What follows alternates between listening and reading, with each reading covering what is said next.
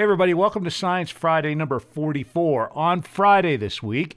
And furthermore, I'm not putting this one behind a paywall because I want to talk about the astronomical event of the week, and that is Comet Tsuchinshan-A3.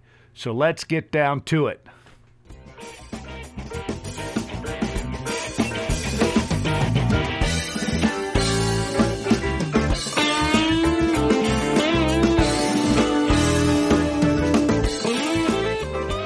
Well, welcome back, everybody, to another Science Friday. This week, instead of talking about stars a little bit more, I wanted to talk about something else that came up because it's a great topic. So I took my kids, put them in the truck, and we drove to the top of the mountain behind our place up here in Idaho a few days ago, and we checked out the comet, Tsuchinshan-A3.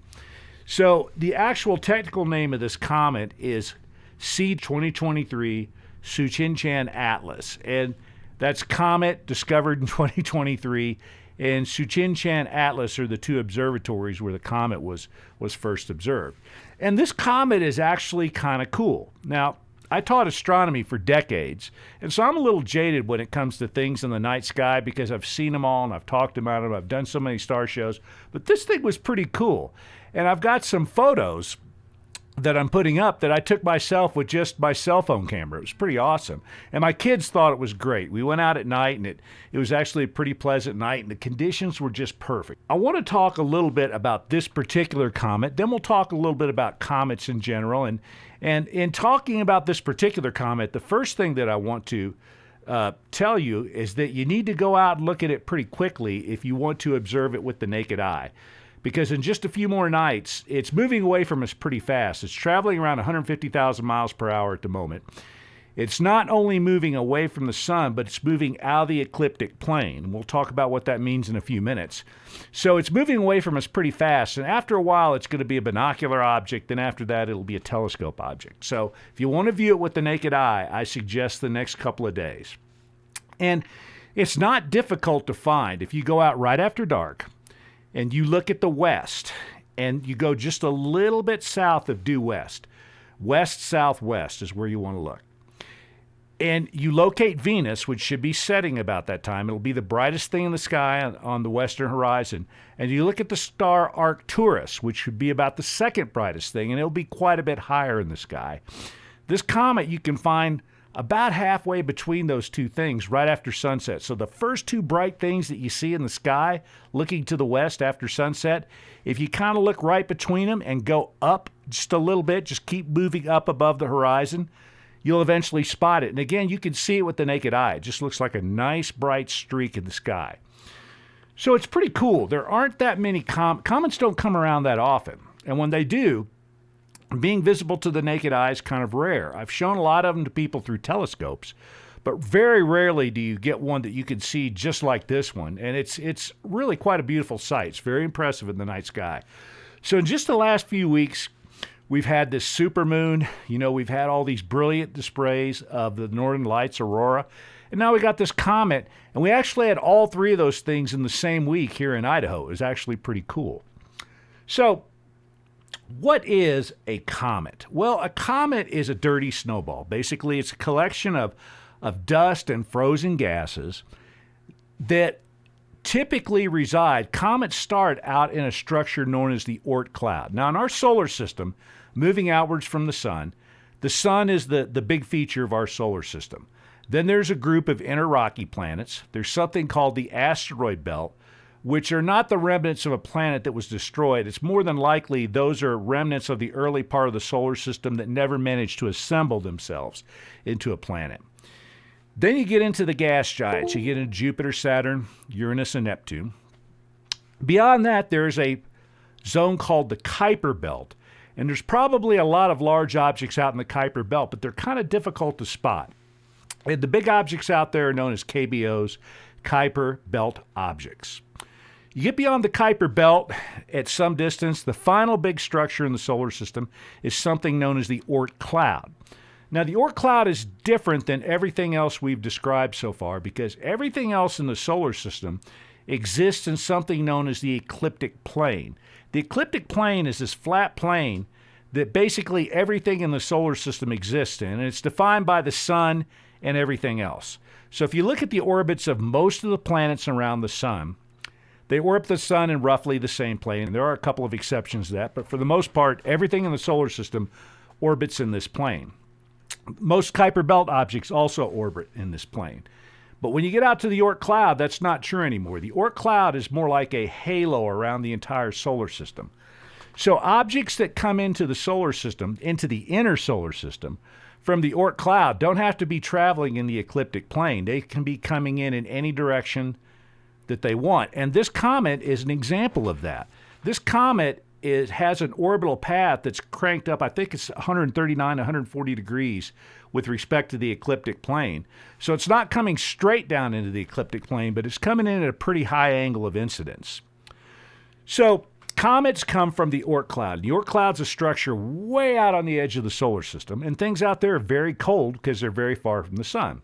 So you get dust and you get gas, and it accumulates into a structure that it's not always round, by the way. These comets have really interesting shapes, and in fact, I've got one up here for you right now.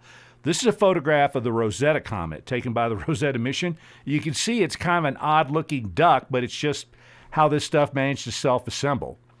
So you have all this stuff out in the Oort cloud. These things sort of self-assemble a little bit, and they get these weird sort of little gravitational tugs. So they're stable in the Oort cloud, orbiting around the sun, just like everything else in the solar system, till one day these little gravitational tugs that they're getting from everything around them and all of the inner solar system happen to line up in such a manner that, boom, it ejects this thing out of the Oort cloud. It starts to fall into the inner solar system towards the sun. And again, these things can be coming in any direction. They do not have to be traveling in the ecliptic plane because the objects in the Oort cloud are like a sphere that surrounds the entire solar system. So it'd actually be quite the exception if a comet were traveling in the ecliptic plane.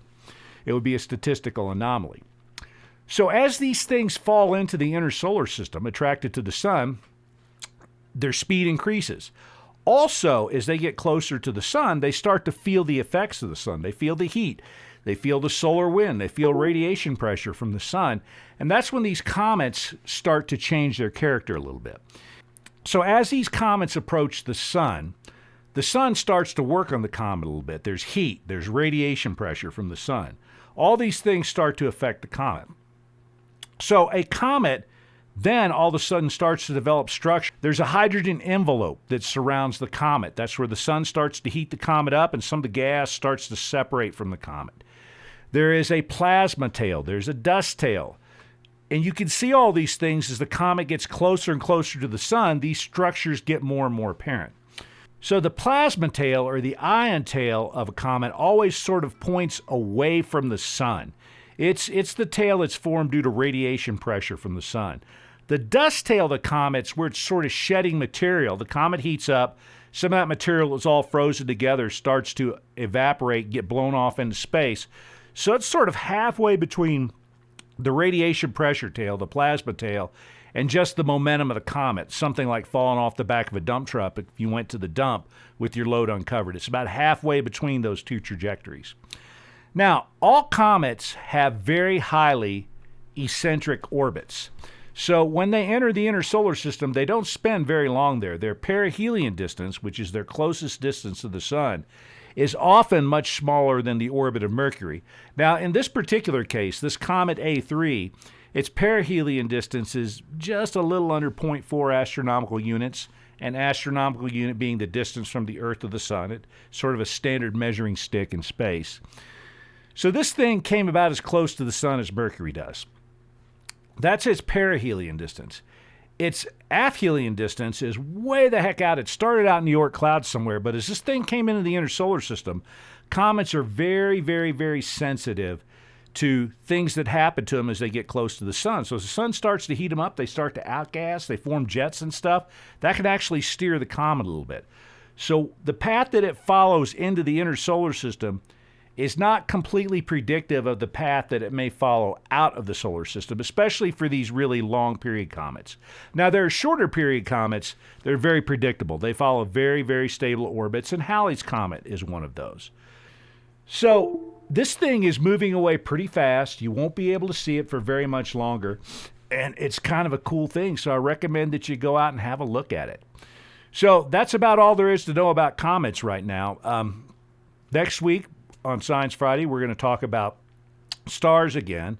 And we're going to talk about stars like our sun, how they're born, how they go through their life, and what happens to them when it's all done. But anyway, that's it. No paywall for this week because I want all of you to go out and check this thing out. So have a good time, and I'll be seeing you. Cheers.